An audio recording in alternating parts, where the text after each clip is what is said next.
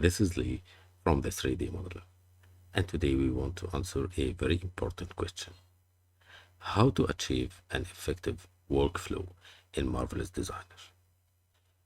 First of all, you have to specify the function of the clothes you are creating in Marvelous Designer. If you are just creating nice, appealing clothes for your portfolio, or just a static 3D character model. If so, then the product output from Marvelous Designer is somehow enough. But come on, people, we are all learning those skills, aiming to create products efficient to be integrated in the gaming and animation industry. So, you have to start to learn how to upgrade your model to the next level. So, if you are creating clothes for a game character or for an animation character, in those cases, you have to start preparing your model to be integrated in your workflow. For example, an important rule in 3D modeling, you can't weld three segments together.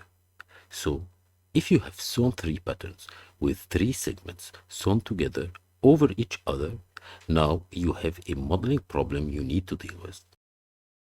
Let's illustrate this problem in our example model here. Here, I have created an 18th century men's shirt in Marvelous Designer, and I added an epaulette to the shoulders to give them strength and to imitate the reality of the realistic shirt model. Now I'm left with this problem of having two 3D objects overlapping each other with places where I have three segments sewn together, like this area here between the sleeves and the shirt and the epaulette. In Marvelous Designer, it looks great, but when you export your model to another 3D software for editing, the problems begin to appear. So, I started tweaking and adjusting my model in Marvelous Designer to ease my workflow later.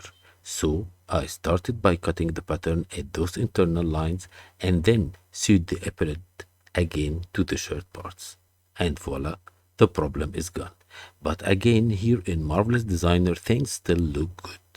But those seams are just normal maps. So when you export the model to another 3D software, you no longer have those seams unless you export the normal map and append it to the model material.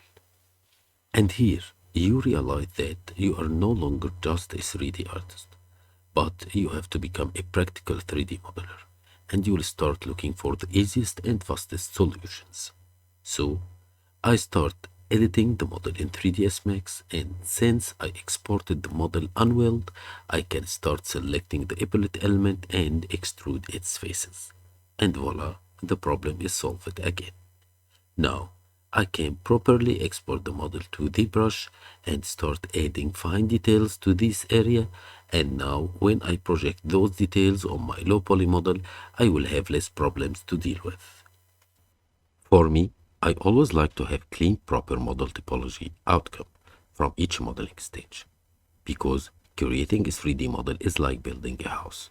If there is a problem in the base, the problem will follow you until the end. So, take your time in each stage and don't rush to finish your work. And by time and practice, you will find the easiest and fastest way for your workflow.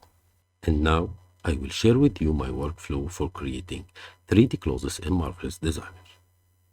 First of all, I create my model in Marvelous Designer. Then, I export the model to my 3D editing software. For me, I use 3ds Max. In 3ds Max, I start by checking my model for problems and specify the areas with those problems. Then, I start looking for solutions for those problems. Will it be solved in Marvelous Designer only, or later in 3ds Max, or with the calibration of both software like the example I shown earlier? Then, I start solving the problems one by one till I'm satisfied with the final results. And then, I start the retopology process for the model to prepare a low poly model with proper UVs. And when I reach this point, then I'm ready to export my model to the next modeling level.